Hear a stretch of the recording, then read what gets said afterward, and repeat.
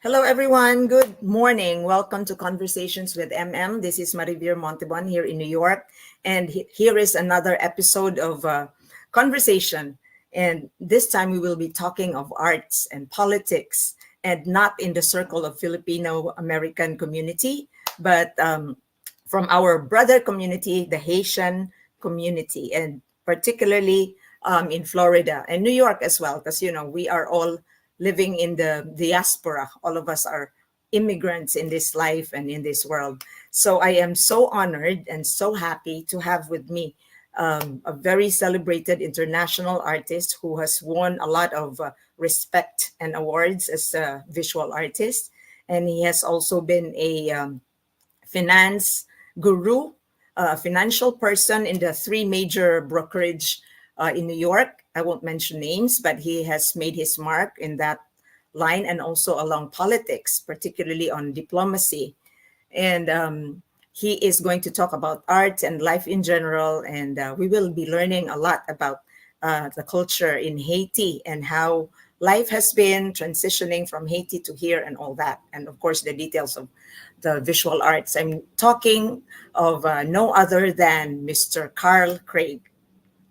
Hey, Carl, welcome. Welcome, Thank you. Carl. Thank Thank you you. very much. It is such the honor is all mine because it's not very often that uh, Haiti has the opportunity to communicate, to have this type of communion with the Philippines, and Yes. it's a country that always intrigued me because when I was in the Air Force, not only because of the beauty of the country and the people, certainly, but I had experience with some friends while I was in the Air Force Mhm. and with Filipinos, and it turned out to be positive in every single way. Great. I So would like to thank your brother, your cousin, Mr. Fritz Germain, for introducing me to you. And so, like, we go back several years ago, and he said, "Oh, you should interview my cousin Carl because he is a very good artist," and that's well, why it's wonderful to finally meet you online and pleasure is all talk about mine. what you're doing. Well, pleasure. It's really my pleasure. So feel Thank free you. to ask me any question because I Mhm. there is this need for us to communicate, and you give us this opportunity. I think Correct. what you're doing is something not only is very humble, but I think is very telling. It Is talking is. about the need for communication between people, between countries, and Mhm. we're lacking a lot of that these days. But whenever we have this opportunity, I reveal we should jump on it, and you give Yes. us this opportunity. Thank you. It's very enriching and it's a learning experience, people to people interaction. So tell us about your art. You last week or the other week, I was talking to you and you said you had an exhibit. What was that? Well, That's the most recent gig. it was very, very interesting because it was I was offered to Mm-hmm. be part of with five other artists at Mm-hmm. the major, I would say, or car dealership, and it was very unusual. It was not in a studio, it was not in a museum, it was not in a gallery, but it Mm-hmm. was in a position where people that really enjoy the arts were Mm-hmm. able to come and meet with each other. And then they offered us, the artists, to come. And it was very interesting because it was a brunch. It was not an exhibit per se, but we Mm-hmm. were part of the landscape. And really, an artist doesn't ask for more than that to be Uh-huh. part of success because they were all successful people. Mm-hmm. The most expensive cars in the world were on display there. So it was different, and I had a great time. I didn't have time to eat or drink, but everybody else did. But You had to nevertheless, entertain. we had a fantastic time, and that's one of those things that make us, we build on memories all the time, and this is one of Mm-hmm. the good things that happened in my career as an artist. Really, I Wow. really appreciated that. Yes, Congratulations. thank you So so much. how long have you been a visual artist? I read on your website that you are self-taught. Was this after your stint at the finance world? Oh, yes, absolutely. Well, let me just say that ever since I was a kid, I always wanted to paint or to Mm-hmm. be an artist or photographer. My father is a photographer by trade, and I always wanted to be, even though I never met him because my father died, I was 10 days old. But the way my Oh. mother would talk about him, I knew that one day Mm-hmm. photography would be part of my life, and it Mm-hmm. did. So in high school, I had Mm-hmm. the opportunity to have a couple of art classes, Mm-hmm. and then that was it. And after that, life began, so to speak. High school in New York. In New York, yes, in Springfield Uh-huh. Gardens High School in Queens. And Great. then after that, I went in the Air Force. And when I came out of the Air Force, I started going to school Uh-huh. at the university. I graduated from Florida International University in Miami in Mm-hmm. finance and international business. So all this would think that it was just part of life. We were moving right along because in the diaspora, as you Mm-hmm. know, as your community knows also, it's when you leave your country to come, so you go to another country, Yeah. you never forget about your roots. But Right. nevertheless, if this country offers you opportunity, you try to really get the maximum. But also, what is important is that really to take the maximum, but also to contribute to that community. And Right. it's something that my family, my mother, my sisters, my brothers, they also instilled that in me, being the youngest one in my Mm-hmm. family out of seven.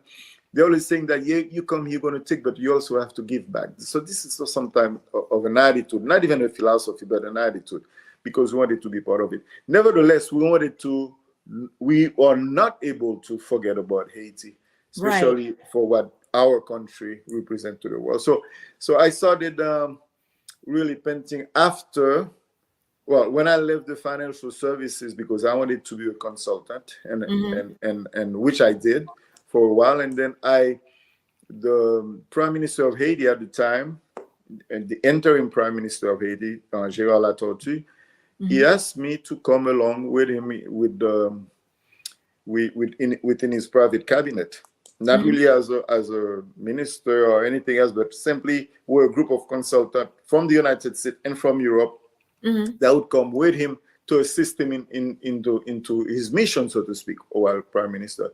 So we Wow. were able to work on a couple of important things.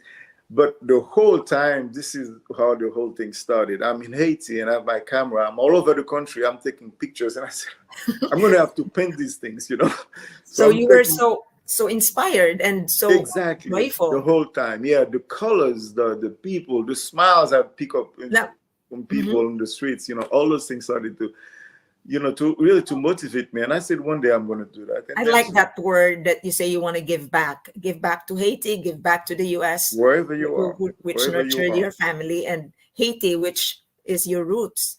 Now, yeah, you told me that you came to the U.S. and your family when you were 15. You were already a teenager. right. So tell us about your story, your immigration story. How does that make you feel? Why were you moving here? And as a teenager, was that a happy, exciting time or a sad time for you? Well, that was in that was in the 1960s. I just gave up my age right now, but that's all right. That's good. That's very good. I um Age is I golden, was I was 16 blessing. and a half, not 15, 16 and a half now. Ah, But okay. Okay. so no, at the time, what was going on in Haiti, there was a lot of political problems. I would say there was changes taking place, and while there was all those turmoils, but you also will find like countries like Canada Mm, and the US and Congo, they were encouraging Haitians to come. As a matter of fact, the educational system in West Africa, more specifically in Congo and mm, in Canada, Haiti played a major role in developing the educational system for the time. mm-hmm. So there was all Wow. these opportunities that was opening up to Haitians. And Mm-hmm. when you're in a country that there is really, you feel there is no hope, some choose to move for Uh-huh. whatever reason. Right. Our reason was not because we were being persecuted in any Mm-hmm. way, but for, I won't even call it for economic reason or survival, but it was just a matter of opportunity. The US would be the place to be Mm-hmm. because my mother, with 7 kids, and Wow. my father died, I was 10 days old. So it was really the type of thing that family that would support each other. So So, when everybody started to move, just like Fritz and his dad, which is my uncle, mhm, everybody started to move gradually until, like right now, we only have maybe 2 or 3 cousins in Haiti. Everybody else is out of the country. So I it was just a thing. But was I sad? No, because I knew that one day I would come back. And I okay. also knew that I would contribute to whatever is taking place in Haiti in my capacity. I didn't know when, how, but reflecting, I'm looking at this. I said, yeah, I was not sad. I Mhm. was, as a matter of fact, very excited because my older sister moved Mhm. to the US like maybe I would say about 10 years before I did. So I was Okay. excited to know that I'm going to go back and be with my sisters and my brothers that left before me. So, how was your memories with New York? How were you adjusting at 16? I'm sorry to say that, but not very well. Not very Mm, well at all. I'm not saying it because it's cold. I don't know what I the see. reason was, but I knew that I was not. I was not ready for New York. I Oh, really was not. And how it's how long were you in New York for? 9 years. Wow. 9 years until, well, I went through high school until the day I decided that, well, I wanted to go to school, but we could not afford it. And I didn't know. Like, that's what I'm saying. We didn't Hmm. know about the system. Right, So I right. didn't. One way for me was to go to the air to the armed forces, and I chose the Air Force, and I went there, Hmm. and then life just turned around, and then everything went positive from there on. That's great. Like, see, you're already providing service to the Air Force, Yeah, and I started there. mhm, and then you moved to Florida, didn't you? Yes, after the Air Force, I went back to New York, and I knew that I would not want to stay there Mm. because I felt I was a little bit more mature, you know, Ah, you know. And mature. I spent a year and a half going between Queens College and Queensboro College. I spent a Hmm. year and a half going to school, and I felt it was the time for me to move to Florida, where I finished at Florida International. Yeah. For your finance. Yes, I did finance and international business. I had the double major. At that time, why were you not even thinking of taking up the arts, visual arts? Well, because one of my sisters told me, "Oh, you can't be an artist because they're all hungry," and I didn't want to be hungry. Yes. So I had to do no, really seriously. Same Eh? question. Why did you from being a finance guru, you made a turnaround to become a full-time artist? I felt that the time has come for me to do what I always wanted to do. So it was in Oh. the back of my mind. And that's why I tell to a lot of friends that are retiring Mhm. or I say, now is the time for you to do something that you always wanted to do. Which is the visual So, arts. well, yeah, some people it's music, some people is to work as as a builder, whatever Hmm.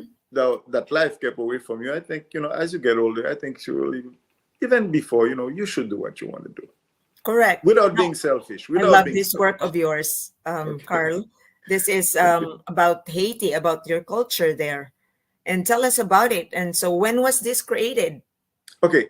This, see how I call it the morning exchange to show you that Hmm. the stock exchange was still in my mind when I did this whole thing. But it's a place called Kenskoff, which is on the top of a mountain. And here you see the ladies coming down from the mountain with their goods, going down to sell them.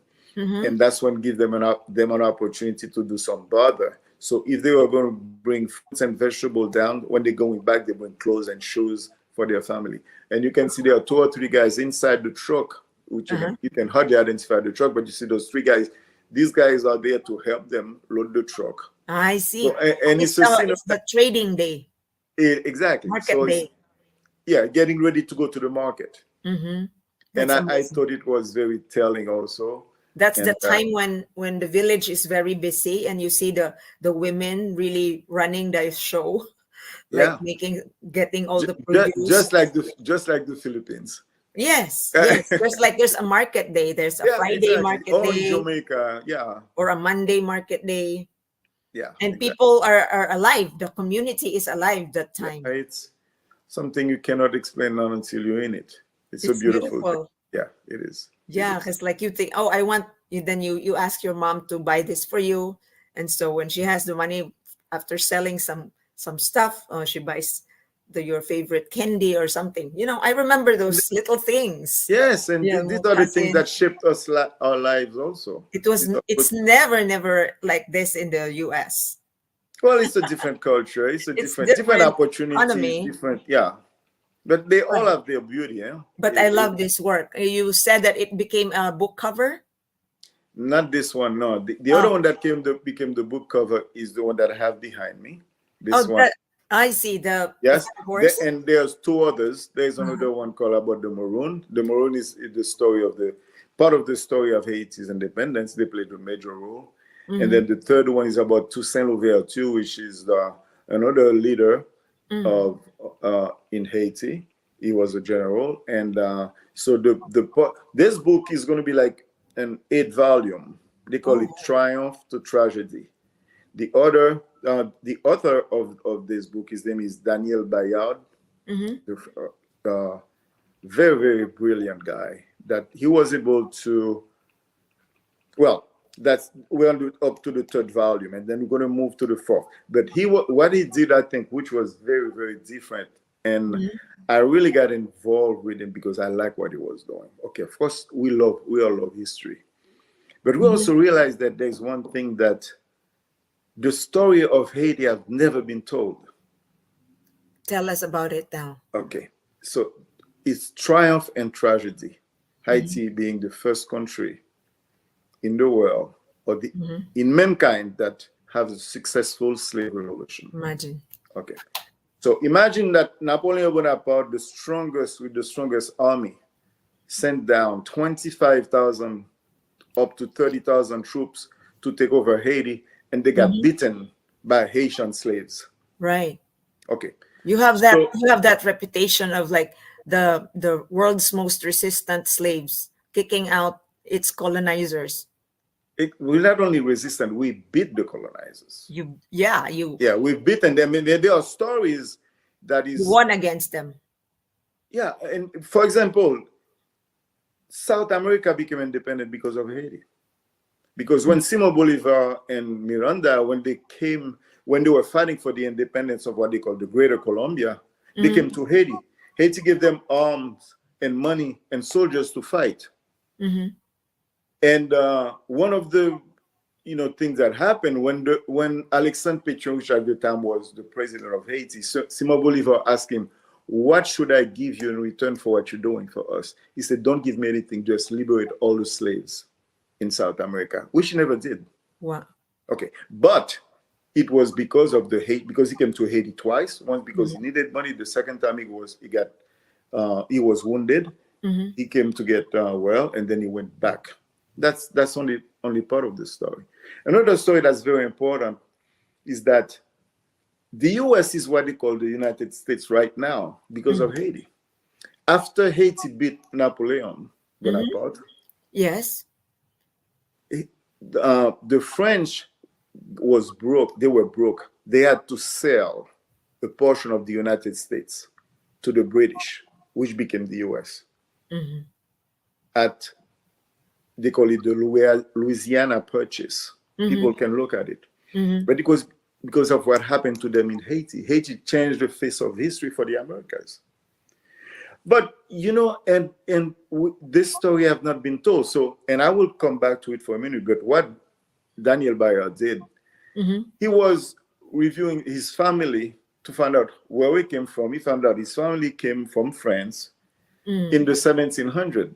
And how he started to go back and telling the story of his family. He said, "But I cannot just talk about my family because there's so much going on in Haiti at the time." So he created a parallel between his family history and the history of Haiti.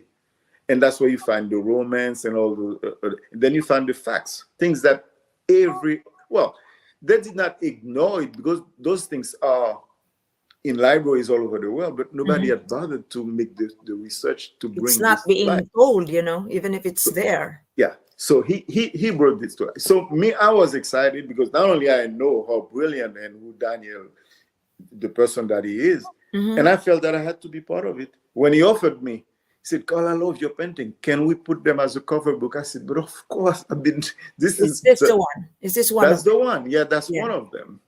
Another one is the maroon, what they call the neg marron.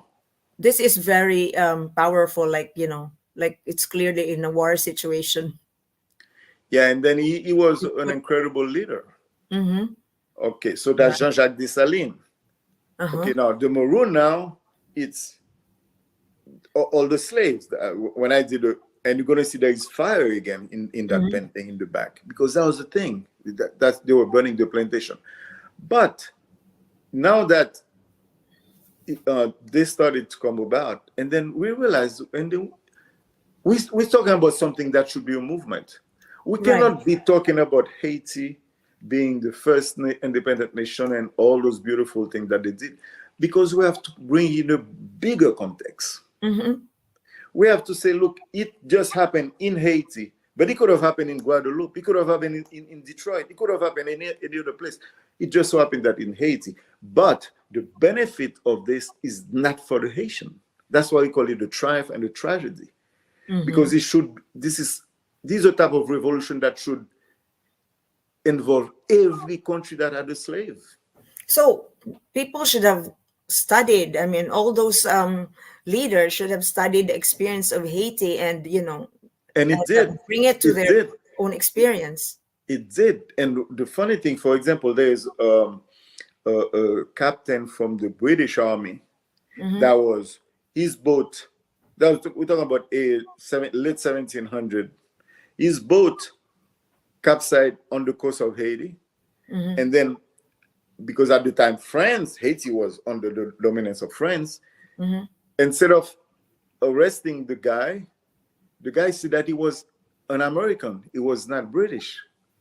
So, but even though Toussaint realized that he was British, but they let him stay there. And this guy had to write about Toussaint, about the quality of the army. He said he'd never seen anything like it. He'd never seen such a disciplined army.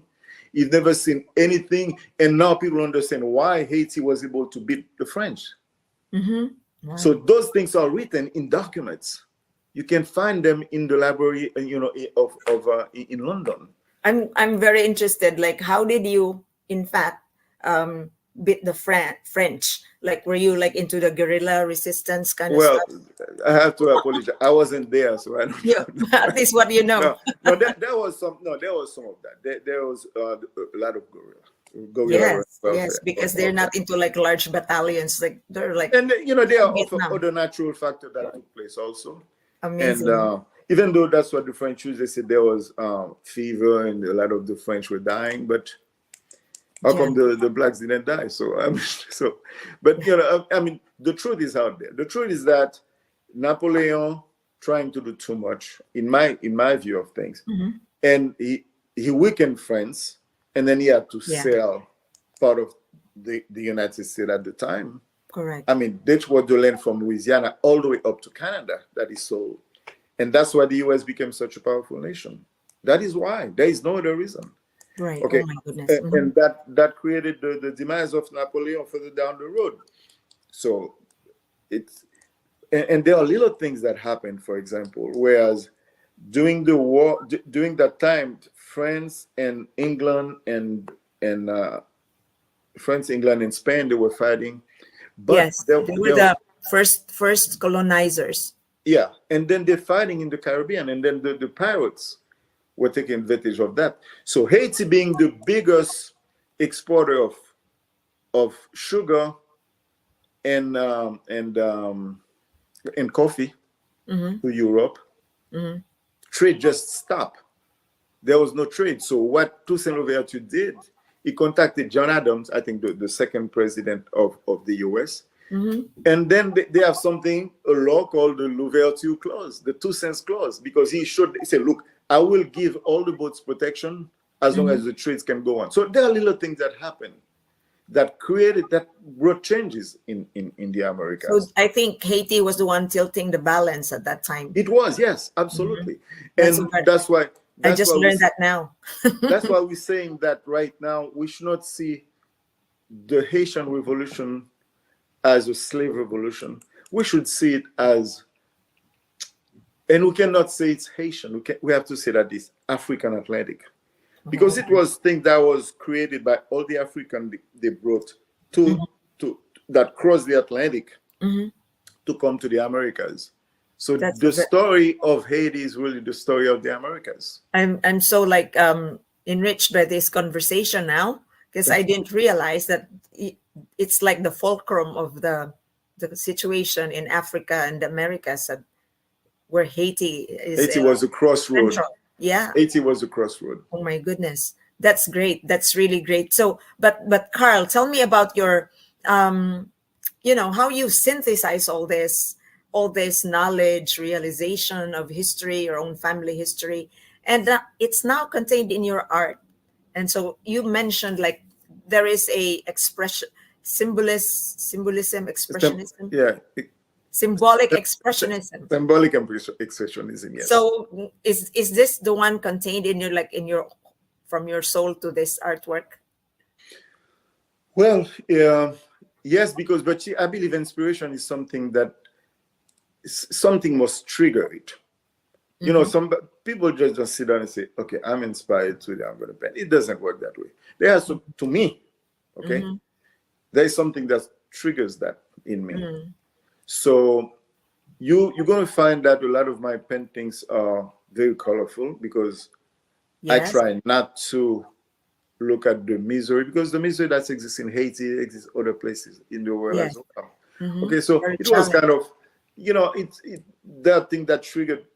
You're going to probably see in all of my paintings, you're going to see 3 that has sadness in it. And one of them is about the earthquake in Haiti. Whereas it's a huge painting, it's 25 feet by 3 feet.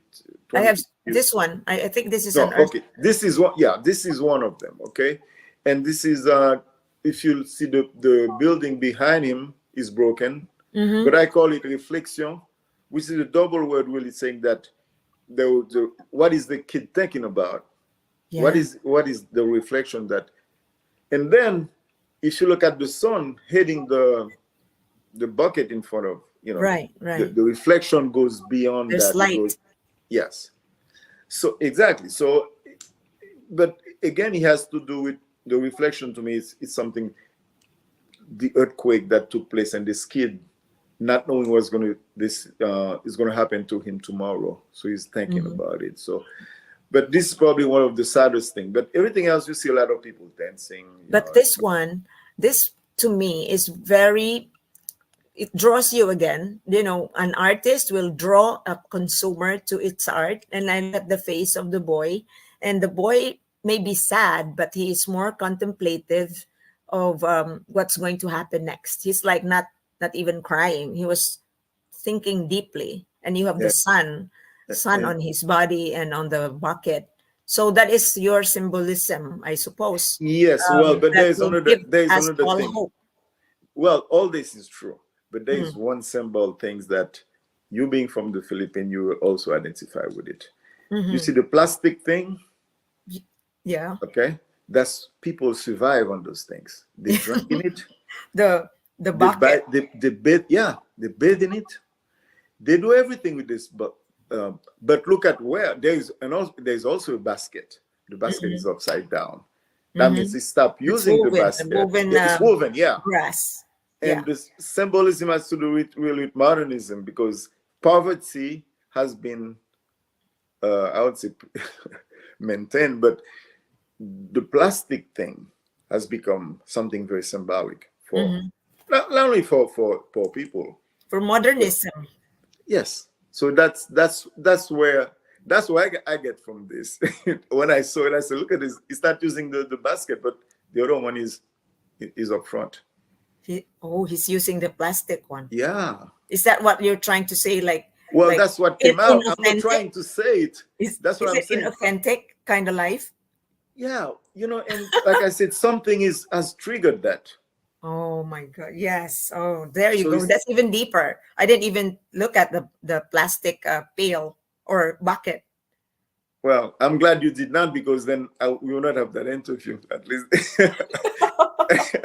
That gave me the opportunity to share with you something that something has the face of the boy drew me in. Yeah, and that's fine. That's Mhm. beautiful. I'm happy to know that. Yeah, But but it's me his. sometimes when I'm looking at it and Mhm. that what comes, I remember that's what triggered that, And to me, inspiration is always triggered by something. Correct. This one, let me look at this, your beautiful artwork again. Okay. Looking backward to go forward. That's Yeah. really deep. Yeah. And this person is rowing. Yes. He's going fishing, Okay. but he is pushing in a direction he's not looking at. Yeah, he's Looking moving backward to go backward. forward. He's Yeah. looking backward. To go forward. Uh-huh. And that's a lot of confidence. You're pushing, you're going somewhere, but you're not even looking. You know where you're Oh going. wow. So what is your inspiration from this? Well, So he I, knows where he's going, even he's like driving backward. yeah, because yeah, he's sure of He himself. knows his terrain, I think. Yeah, but look at his arms. You can see the strength that he's putting, in the arms. Yeah, muscles. Yeah. So and the reflection of the sun on his right arm. Right. So your So shadowing is also very, very precise and thoughtful, huh? well, I try to Also. be. Uh-huh. I never try to reach like say reality. Mm-hmm. When I say perfection in my brush strokes, but I try to respect certain things. Like if a shadow goes under the arm, I'm going to show it. It may not be perfect, but I want the presence of the shadow to be there. What is your style? Do you take pictures and then you paint from it? Well, I Or you usually just on, look on and picture then paint? no pictures that I take Mm-hmm. as I can take. For example, I can take a picture of my wife Mary, let's say, Mm. on with, and then but the background is going to be all inspirational. I see. So yeah, I see. there's the central theme a lot of time, like a portrait. Let's face it. Mm-hmm. I cannot paint you, from my memory, but if I have to have your picture. You have a picture, yeah. So that Amazing. there's always a theme. There's always something symbolic, something central that I start with, and then I Mm-hmm. let my imagination goes well after that. Yeah, you're very good that you've been commissioned to do portraits of Haitian leaders like the Like uh, Jerry. Jerry Trudeau. Yeah, I told you. I challenged him. I He is said a congressman, right? he was. Yeah. Well, his term is over right now. He's a candidate for president. For Oh, president. okay. Yeah, Oh, he's a secretary of a party. I A see. party that represents the young peoples. And I know him. So, I mean, doesn't I rather say something good about somebody than saying something bad. So you won't see me write anything negative about anybody. But this guy, for example, what you see at the bottom with the flag, this is the coat of arms of Haiti. So I'm Right. challenging. I said, you're going to become president of Haiti, and that's my message for him. To take care of the country, huh? Absolutely. It's How not and about him anymore. It's about the country. The symbol is our coat of arms. For right. the US, it will be the eagles. For other countries, Yeah, but us, that's the symbol for independence. And you great. see at the bottom, it says "L'union fait la force," which means that united we stand. United we stand. I see. So that's actually your message to him, Well, like a not only to blessing him. or a demand at No, the same time. no, actually, he's the medium. I, I, Uh-huh. I used him to pass a message that everybody knows already. I see. So I'm just re-emphasizing it. And I as I see. said, he's a friend. I would not. I mean, I feel very honored to do it for him, even if he doesn't become president. Uh-huh. But you are also being touted as the artist who's respected with your ability to portray sensuality among Haitian women. So that is a very delicate, a delicate reputation because you portray women, it borders on being artsy or being lewd or being just really sensual, and I really appreciate your artwork because they're really sensual. I mean, coming from a woman, I would not look at it as lewd. This is really, I know this is your imagination, but it is of good taste. Well, I wouldn't do it any other way. Okay, Hmm. because I believe that somewhere along the way, I mean, not somewhere. I mean, it has to be a way of living. We have to respect women, and that's my way. Everybody has their own way, and I think that it's not only the beauty, the sensuality. It's a little bit more than that, because let's face it, we are nothing without women. I mean, in every Yes, sense of the we all word, came from our moms. yeah, I mean, this is Our world was the womb for the first time in life. exactly, and this we've heard this many times, many ways, but it is a fact. Mhm. I remember the only time I went to Africa, which is what was a fantastic trip. I went and I spent, I think, 13 days in Africa. And before leaving, the people I went to visit, and they said, "So, Carl, what are you going to remember about Africa?" Mhm. And I said, "Well, I think every black man once in their lifetime has to go to Africa. But I Oh, think, as important, I think when I see a woman walking in the field with the baby attached to her back, right. I Okay. said, to me, it's something very, very symbolic." And then his answer was, "Now, why why we so attached to our women?" So it's Hmm. from not only from from being born out of it, but throughout life, the woman is always there supporting the kids. So Yes. that to And me, that loving you. I yeah, understand this is your wife, right? yes, this is my wife. Yes, What is her name? her name is Murray. Her full name is Marie? Mary. Yes, Mary Donald. Uh-huh. Mary Donald Maniga. Uh-huh. That's her We have name. the same nickname. Yes, you do. Yeah, This is and lovely. So she modeled for you. You took a yes, picture and yes, then this comes out. yes. I think So there is just a lot of love there. That's why it oh yeah, comes out so beautifully. absolutely. There are So things nice. there are things you can't hide. And there's dignity on her face. Like Yeah, she loves absolutely, herself. of course. Like She she's let not her. like shy, withdrawn. She likes what she's doing and she likes No, herself. she's an This one, artist in her own way. this is Yeah, her. yes, that's her. She's so lovely. Thank you. And you know what? You as an artist and me as a consumer of art, what draws me there is her eyebrows. Well, I know what you're The saying. Yeah. magic of putting a line on your brows, Yeah, which they we are women talking. can do. The other day she was asking me, but I'm not going to pay her any attention. She goes, I think you should put makeup on people's face. I said, no way. I'm not going to. I'm not going to do anybody's makeup. I know what she wanted me to start doing her makeup. I said, no, it's not going to happen. Really? No, I'm just joking. But but she's saying that and she takes that very seriously too. But and in that picture, I Yes. I really see her because I see her. It's from a picture that and her Yes. eyebrows did speak Hmm. in that particular shot. Right. And so, do you sell this works of Well, art, this I will not or sell. you will just keep it? I will just keep this one. But what I do, which is I would say not to be so selfish. Uh-huh. I can also do reproduction, which are on Oh, canvas. oh yeah, because So it's like you can I do can sell. digital. Yes, I can share the reproduction the on Mhm. canvas. Look at this. Like this one, you can. This is digitalized, or is this a No, painting? that's the original. But also, I sold a lot of them because I have limited edition gigles. So which Hmm. are gigles that are I count, let's say 1 to 50, and I sign it, and then it becomes official because they Right. get their certificate of authenticity. So it's not like there's a million. Even though right now there's somebody in the internet that's selling my, I mean, it's this So is the kind of world that we live in.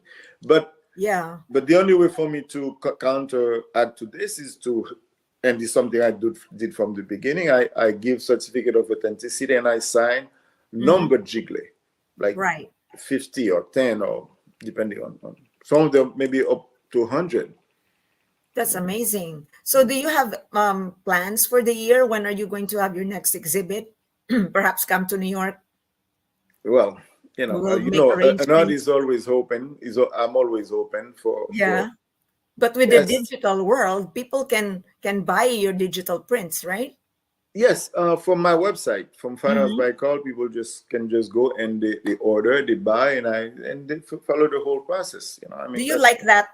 Do you like this trend right now that we are being digitalized and even masterpieces, visual arts it are it are is scalable, inevitable. accessible?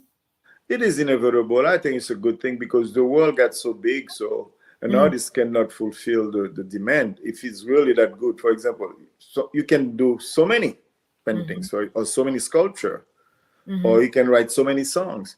But the world got so much bigger because of you, because of mhm, what the communication opportunities that comes around.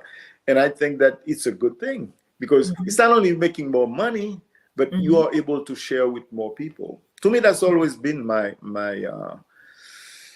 motivation to be Mhm, able to. Some people look for eternity, eternal, but me is just to share what I have right now, and mhm. that's always been my motivation. So if so Amazing. so I welcome the digital world in a sense.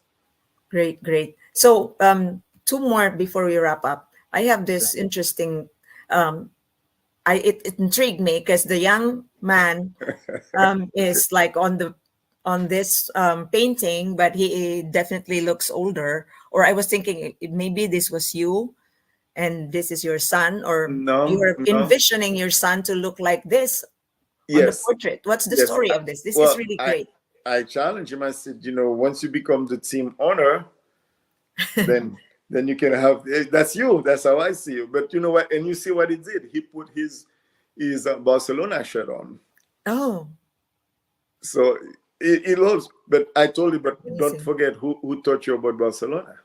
Yeah, wow. Because that was when I went to Spain. I Uh-huh. came and I bought him a number 9 shirt of Ronaldo. So Uh-huh. that's how he got familiar with Barcelona. So I said, don't forget I've known that. It's like saying the book that you're reading, I wrote it. You know? So that's a father's blessing. So Oh, yeah, we're your very close. prayers and your wishes for your children will take them to where they are. Yes. The good energy. Hopefully. Yeah, Yeah. and I don't know if you saw the picture of my daughter as well. She's there. Yes. I did not I wasn't able to upload it. But I know You, your daughter is an oh, influencer, as yeah, Fritz she has said. is. So I'm glad that you mentioned it because she would kill me if I don't mention that to her. Tell us about her. Tell us about her. Don't make her jealous. No, no, no, no, no. She is she's amazing. I'm sure. Whatever she does is not like what everybody else has done. She's very independent. Hmm. And just like Chris, and very independent. I'm blessed that both of my kids always have good work ethics. Is And she it the has, older or younger one? she's the youngest one. They are 8 years apart because I Oh spent my, 8 years watching TV. So I mean,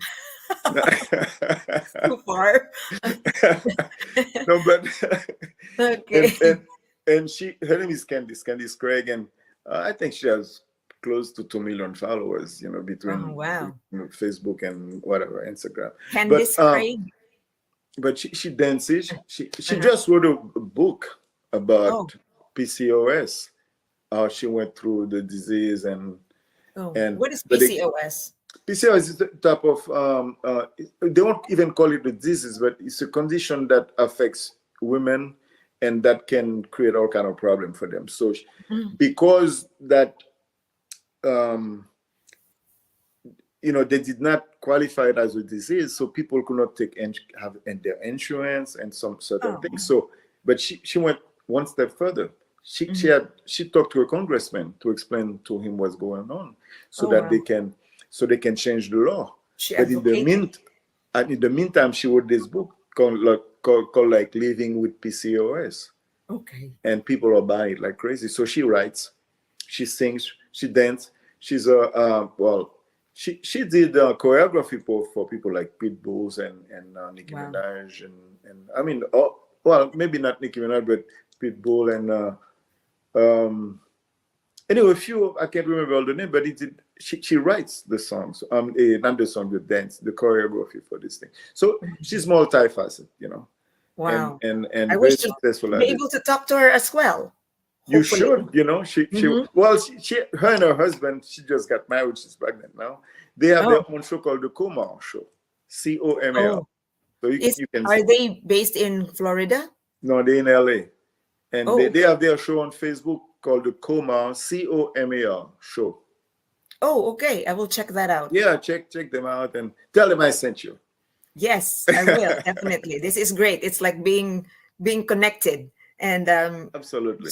putting everybody on the platform where we Of can course, it's raise our fun, and voice. I'm sure she'll do the same for you too, because she's that type of person also. Amazing, amazing, great, great. So one last question, and then we Sure. wrap up. What is your thoughts that this is election year? What do you hope to see America will become? Well, it seems like a lot of people are saying the same thing and saying that Yeah. we need better communication. We need to start to respect each other. Mm-hmm. I don't want to have any more uh, uh, enemies because of my political belief. I think people should really connect. People should be able to accept the differences that exist, because Mm-hmm. we all have something good that we're offering. I refuse Right. to sit on the negative side. Mm-hmm. So I'm hoping that a message of not positivity, of a positive communication where people want to sit down and talk and Mm-hmm. share. Mm-hmm. That's I think this is the basis for a bright future. If we Right. can do that, we do. Mm-hmm. And one other thing that I see that's going on in this country, that's been going on in this country for the past few years, is that we are making the same mistakes other countries that have failed, Mm-hmm. and the US is making the same mistake. Things that we've seen Mm-hmm. that are not successful, and they are making the same mistake. And I'm asking myself, I think the people from Haiti and from the Philippines and from whatever country, they should tell the American, look, take a look back at yourself. You're the most prosperous country. Look at Right. the good things that you have and learn from it. Because Mm-hmm. it's not possible that we keep on tearing each other apart, though we've been doing that for the past few years. It's not necessary. Very well said. Thank you. And I'm also very hopeful, scared and hopeful, but all for the best for the US, which is our home. And Yeah. also for our motherland where we were born. We always wish for the best for humanity. And I And it thank will, you. and this no, it's for me to thank you. And I'm also the believer Mhm. that good things gonna come out. I'm very positive. It depends on us. If people do bad, people can Well, do good, right? absolutely. Thank you so much, Carl Thank Craig. That you. was Looking a forward to meeting very you. heartwarming conversation with you. Hope Thank to you see so your much. work in person and see you in person. New And York, we New don't York know, is in your maybe hand. Florida. It's easy to be in Florida. I Or know. you come to New York and have Well, a not these visit. days. It's too cold. Oh yeah, right. Oh my God, it's snowing. Enjoy it. There's Thank you there's a very much, beauty. Carl, and Thank you. all the best to you. God All bless. the best to Ladies you. and God bless. gentlemen, Mr. Carl Craig, international award-winning artist and finance guru and history No, guru as well. don't say that. No, I'm not a finance guru. Thank you, I'm just Carl. a very lucky guy. Thank you. Thank you very All much. right. And ladies and gentlemen, I hope you Bye bye. enjoyed our episode. Take care of yourselves and take care of each other. Bye for now. Bye bye.